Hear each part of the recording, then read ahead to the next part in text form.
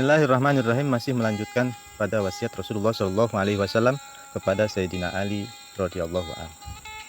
Qala Nabi Shallallahu Alaihi Wasallam, ya Ali, wahai Ali, lamma khalaqallahul jannah, ketika Allah Subhanahu wa taala menciptakan surga. Qalat, berkatalah surga, ya Rabbi, wahai Allah Subhanahu wa taala, wahai Tuhanku, lima khalaqtani, untuk siapakah aku diciptakan? Qala Allah taala, likulli syahid, aku ciptakan engkau surga untuk orang-orang yang dermawan, wataqi, dan orang-orang yang bertakwa. Qalat, maka surga menjawab, raditu, saya ridho wahai Allah Subhanahu wa taala. Wa qalatin nar, dan dikatakan bahwasanya berkatalah neraka, ya Rabbi, wahai Tuhanku, lima khalaqtani, untuk siapakah aku diciptakan? Maka Allah Subhanahu wa taala menjawab, qala likulli bahilin, engkau diperuntukkan untuk orang yang pelit, wa mutakabbirin, dan orang-orang yang sombong. Qalat, kemudian neraka tersebut berkata, wa ana lahuma, saya cocok dengan orang yang memiliki kedua sifat tersebut. Sementara nasib kita bagaimana? Kita ini kan kurang-kurang ibadah, sedekah ogah-ogah, bahkan ketika punya hajatan belum sholat ngakunya sudah. Bulan puasa sahur di rumah, berbuka di rumah, di kantor istirahat, masuk kantin makan pentol kuah, sudah kenyang bilang ucap alhamdulillah. Yang begitu pengennya sih masuk surga darul jannah. Lanjut, man khalafa hawahu, barang siapa yang menentang hawa nafsunya, kanatil jannah, maka baginya adalah surga, ma'wahu, tempat tinggalnya. Waman atau ahawahu, barang siapa yang menuruti hawa nafsunya, kanat jahannam, maka baginya jahannam, maswahu, tempat kembalinya. Nah, itu tinggal pilih saja mau kembali ke surga atau kembali ke neraka. Apabila orang yang meninggal adalah orang-orang yang mukmin, taat, yang tidak pernah melakukan syirik kepada Allah dan rajin beribadah serta bertobat dan tidak melakukan maksiat, maka wajib dikatakan innalillahi wa inna ilaihi rajiun.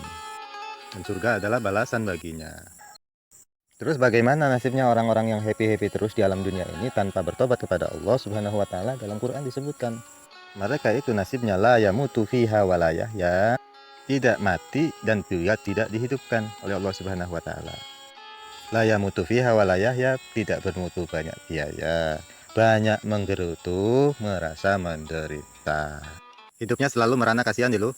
Lanjut, ya Aliyu, pesan Nabi kepada Sayyidina Ali, ittaqi da'watas sahi. Wahai Ali, takutlah kepada seruan orang-orang yang dermawan.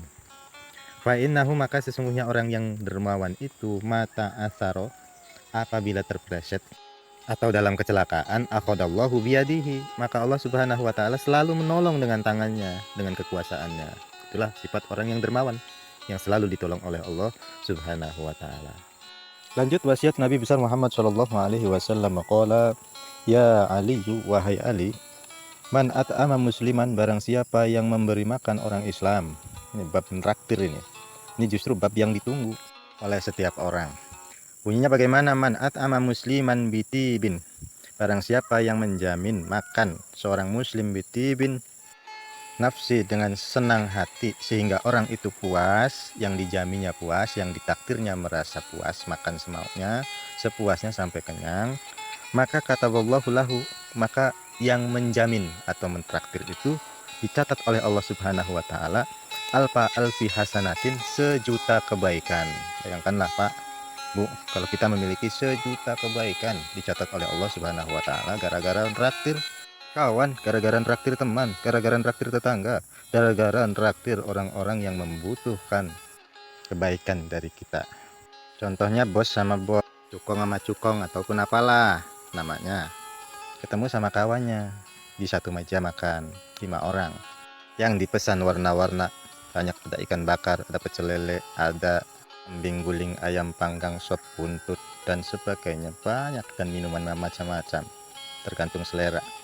Namun setelah makan, alhamdulillah, tengok kanan tengok kiri, kira-kira siapa ya yang mau traktir nih ya? Yang satu meraba kantong, yang satu izin ke toilet, yang satu ngeluarkan dompet setengah. Pas kawannya nungging, ngambil dompet nggak kena-kena. Lalu akhirnya timbul niatan dari orang yang ikhlas, yang salah satunya adalah memang niat ingin menjamin kawannya. Maka mulialah orang-orang yang berupaya untuk memuaskan hati kawannya, sesama Islam mentraktir orang-orang Islam. Bagaimana Rasulullah bersabda, "Man at'ama musliman bitibin nafsin kataballahu lahu alfi alfi hasanah." Barang siapa yang memberi makan seorang Islam atau seorang Muslim bitibin nafsin, dengan puas hati, maka Allah mencatat baginya 1 juta kebaikan. Wow, sangat luar biasa sekali pahala yang dijanjikan oleh Allah Subhanahu wa taala. Wa maha anhu alfa alfi sayyiatin. Wa maha anhu, dan dijanjikan leburnya alfa alfi sayyiatin, 1 juta keburukan-keburukan. Wa rafa'alahu, dan Allah Subhanahu wa taala bahkan menangkat derajatnya alfa darajatin, 1000 derajat. Sudah dikasih 1 juta kebaikan, dilebur 1 juta keburukan, diangkat 1000 derajat. Siapa yang tidak mau? Ya, amalan empuk. Wallahu a'lam bishawab.